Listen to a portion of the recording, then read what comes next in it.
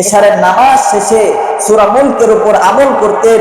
যেই সমস্ত ব্যক্তি সূরা মুলকের উপর আমল করবে, আল্লাহ রাব্বুল আলামিন ওই ব্যক্তির আলমে বরজকের আযাব থেকে মুক্তি দান করবেন। সুবহানাল্লাহ। এরপর আপনি ঋণগ্রস্ত আছেন, আপনি সূরা মুলকের উপর আমল করেন। আপনি অভাবগ্রস্ত আছেন, সূরা মুলকের উপর আমল করেন।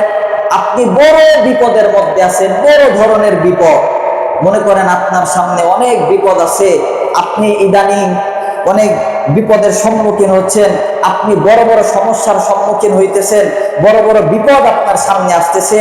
আল্লাহকে ওয়াস্তে আল্লাহর উপর ভরসা রেখে আপনি সূরা মুলকের উপর আমল করেন। নবীজি সাল্লাল্লাহু আলাইহি ওয়াসাল্লাম সূরা মুলকের ফজিলত বর্ণনা করতে গিয়ে বলেছেন, হযরতে আবু হুরায়রা রাদিয়াল্লাহু আনহু থেকে হাদিসটা বর্ণিত।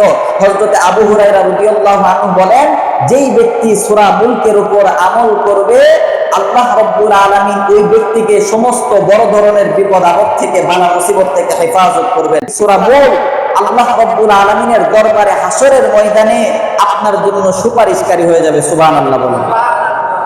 সূরা মুলক আপনার জন্য, আমার জন্য সুপারিশ করবে, আল্লাহ রাব্বুল আলামিনের দরবারে সুপারিশ করবে।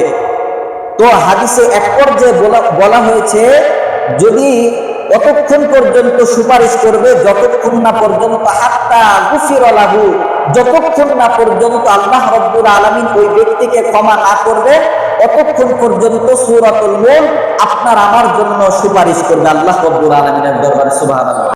তো এই আমলটা এত গুরুত্বপূর্ণ একটা আমল, এত ফজিলতময় একটা আমল।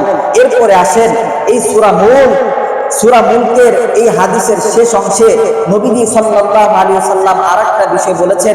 এক পর্যায়ে সূরা মুলক আপনার আমার জন্য আল্লাহ রাব্বুল আলামিনের সাথে ঝগড়া করবেন, উকালতি করবেন, যে আল্লাহর সাথে এভাবে ঝগড়া করবেন, আল্লাহ ওই ব্যক্তি দুনিয়াতে থাকতে আমার উপর আমল করেছে, নিয়মিত আমার সূরা মুলকের উপর আমল করেছে, আজকে ওই ব্যক্তিকে জান্নাতে দিতেই হবে, ওই ব্যক্তিকে ক্ষমা করতেই হবে, এমন ভাবে আল্লাহ রাব্বুল আলামিনের সাথে ঝগড়া করবেন। তো সূরাতুল মুলকের ফজিলত অনেক বেশি, এর গুরুত্ব অনেক বেশি।